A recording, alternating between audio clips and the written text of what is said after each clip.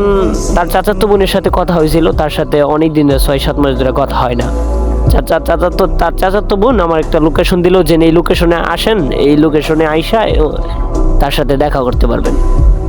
তো সেই প্রত্যাশা নিয়ে পকেটে 500 টাকা নিয়ে বেরিয়ে পড়ি। যখন আমি বালুকা থেকে আসি, বালুকা বিরুনিয়া আসি, বিরুনিয়া থেকে স্কুল বাজার আসি, তো আমার বলছিল যে স্কুল বাজারের দিক দিয়ে এই দিক দিয়ে নাকি গফরগাঁও যায়। তো তারও ওরকম কথা অনুযায়ী স্কুল বাজারে আসার পরে তারপর আমি মনে করি যে হাঁটতে থাকি, আর ভালো মনে মনে ভাবতে থাকি যদি রাস্তার কানি বা কোথাও দেখা যায় তারে, বা কোথাও দাঁড়ায় রয়েছে, এমনভাবে যদি দেখতে পারতাম তাহলে অনেক খুব ভালো হতো।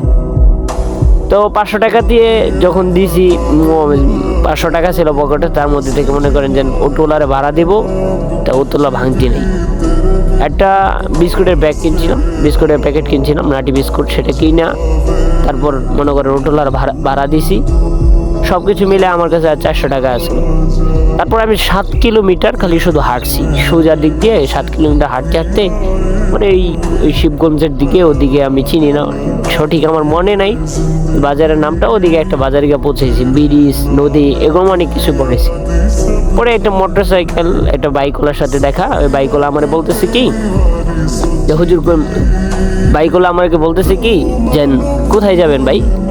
তো আমি বললাম যে ভাই এই যে দেউরপাড়া নামে কোনো গ্রাম চিনেন বা এরকম কোনো? পরে বলছে হ্যাঁ হ্যাঁ দেউরপাড়া নামে এটা আমি চিনি, আপনার বলতে ভুল হইতেছে। আর আমি তো 25 বছর ধরে মোটরসাইকেল চালাই, তো আমরা মানুষের হাবভাব বুঝি, মানে মানুষ কোথায় যেতে চায় একটা নাম ভুল হইলে আমরা বুঝতে পারি। আপনি অমুক জায়গায় যাইতে চাইতেছেন, আসেন।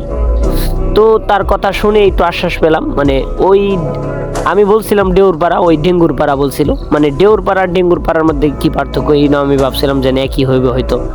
তো অনেক প্রত্যাশা নিয়ে আমি আবার এই মেয়েটার চাচাতো বোনরে ফোন দিতাম, কিন্তু তার ফোনও ধরতেছিল না, মানে সঠিক জায়গার নাম আমি জানতে পারতেছিলাম না। তারপরে মনে করেন যে আমি মোটরসাইকেলের উপরে উঠি, তারপর সে আমাকে অনেক দূর পর্যন্ত নিয়ে যায়, গফরগাঁও মনে করেন ওই সাইডে পাগলা থানার কাছ পর্যন্ত নিয়ে চলে যায়। যাওয়ার পরে আমার একটা ছোট একটা গ্রামে বাজারে আমার নামাই দিতে বলতেছে, এইটাই এই জায়গাটাই। তা আমি নাইমাও পকেটে হাত দিলাম ভাড়া দেওয়ার জন্য। এই মুহূর্তে আমার একটা মুরব্বী আবার জিজ্ঞেস করলো যে আপনি কোথায় যাবেন, কার বাড়িতে যাবেন? আমি বললাম আমার একটা ফ্রেন্ডের বাড়িতে যাব।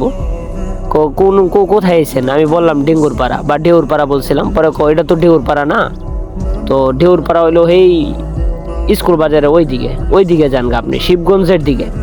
তো এখন আবার কোন শিবগঞ্জে বা স্কুল বাজার থেকে কম না হলে আমরা 50 কিলোমিটার দূরত্ব চলে আসছি, মানে মোটরসাইকেলটা ঘুরে ফিরা 40-50 কিলোমিটার দূরত্ব আসছি, কারণ 2 ঘন্টায় তো মোটরসাইকেলের ছিলাম। তো বেলা তখন প্রায় মনে করেন যে দুপুর 2টার দিকটা বাজে। তো 2টার দিকটা বাজে, তখন মোটরসাইকেল ওলারে মুরব্বী বললো যে আপনি লোকেরা এনে নিয়ে আইসেন কেন, আপনি হেনেই নিয়ে যান গা, এনে কোনো আয়না কোনো লাভ নেই। যেমন কথা তেমন কাজ। ওই লোকটা বললাম ভাই তাহলে আপনি হেনে নিয়ে যান, এটার মেন লোকেশন না। তো মোটরসাইকেল হলো আমার ওই নিয়ে যাইতেছে। তারপর ট্রেনের রুট ট্রেন লাইন গফর পুরো ঘুরে টুরে এমন একটা সময় চলে আইলো যেন পরে দেখলাম সামনে একটা বিয়া বাড়ি। এখন ওই লোক বলতেছে, মোটরসাইকেল ওলা বলতেছে, গো ভাই আপনি তো খাইছেন না দুপুরে? আমিও তো দুপুরে খাই নাই, তা লন এই বিয়া বাড়ি থেকে বিয়া খাই যাই। তাই এমন একটা সিচুয়েশনে বা এমন একটা শুনে আমার খাবার টাবার মানে ইন্টারেস্ট ছিলাম না।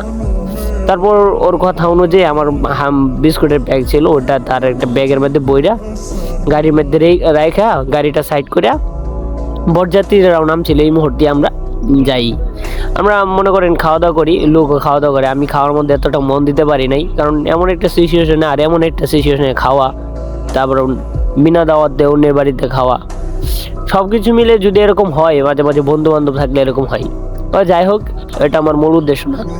তো ওই লোকটা তখন খাওয়া দাওয়া করলো, খাওয়া দাওয়া করে আবার উঠার পরে আমরা আবার মোটরসাইকেল আসতে লাগলাম। প্রায় সন্ধ্যা হয়ে গেছে, বাট একটা পেট্রোলের পাম্পের কাছাকাছি আইসা মোটরসাইকেলের তেল শেষ। তো মোটরসাইকেলের তেল শেষ, তখন আমার বলতেছে ভাই টাকা দেন কিছু। মোটরসাইকেলওয়ালা বললো যেন আমার বলতেছে কিছু টাকা দেন, তেল ভরি। আমিও 150 টাকা দিছি, ওই কিছু তেল বললো, ওই কিছু দিল তেল বললো। তারপর আবার আমার শিবগঞ্জ নিয়ে এলো। শিবগঞ্জ সন্ধ্যাবেলা মনে করেন সন্ধ্যা হয়ে গেছে, নামাজ মাগরিবের আজান দিয়েছে, মনে করেন যে 10 মিনিট 20-30 মিনিট হয়ে যাবো। আকাশ একদম অন্ধকার হয়ে গেছে। এমন সময় বলতেছে ভাই আমি তো আপনার ঠিকানায় পৌঁছাই দিতে পারলাম না, আপনি তো খুঁজে পাইলেন না। আমি অনেক তেল খরচ গেছে গা আমার 700 টাকার মতো তেল গেছে, আর আপনার বিল উঠছে গিয়ে 1400 টাকা।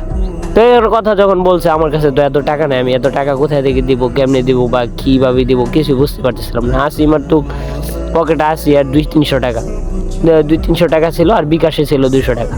তো আমার এইখান থেকে আবার বাড়িতেও যাওয়া লাগবো, এইখান থেকে আবার বাড়িতে গেলে আবার কম নাহলে মিনিমাম 200 টাকা লাগবো। তো কী করবো কিছু বুঝতে পারলাম না। ব্যাটারে বললাম, ভাই আমার কাছে তো টাকা নেই, আপনি আপনার বিকাশ নাম্বারটা দেন। তো বিকাশ নাম্বারটা দেন, আপনি বিকাশ নাম্বারটা দিলে আমি বাড়ি থেকে ভাই আমি টাকা পাঠাই দেবো। ব্যাটা তো এটা মানতে রাজি না। আমি আবার বললাম, ভাই আপনি তো ঘুরাইছেন, মানে আপনি চিনেন নাই, আমি বলছি উমুর জায়গায় তো আপনি চিনেন নাই, আপনি তো ঘুরাইছেন, এটা আমার কোনো দোষ নাই। পরে বেটা খুব রাগারেগি, পরে আমি মাথা হাতায় ভাই মাপ ছিলাম, ভাই হাত ধরলাম, ভাই দেখেন ভাই আমার কাছে সত্যি কোনো টাকা নাই, আমি আপনারা টাকা পাঠিয়ে দেবো, আপনি বিশ্বাস করেন।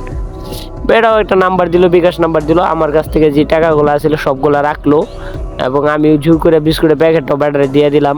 তারপর আমার বিকাশে 200 টাকা ছিল, ওইটাও তুইলা রাখাইছে। এখন আমার বাড়িতে যাওয়ার মতো গাড়ি ভাড়া নাই, এমন একটা পজিশন আছে। বেটার কাছে বললাম, ভাই আমার কাছে তো গাড়ি ভাড়া নাই, আপনি যদি 50টা টাকা দিতেন অন্তত আমি আমার থানা পর্যন্ত ভালুকা পর্যন্ত যাইতে পারতাম। আর 50 টাকা দিছে, আর আমি ভালুকা পর্যন্ত আইছি।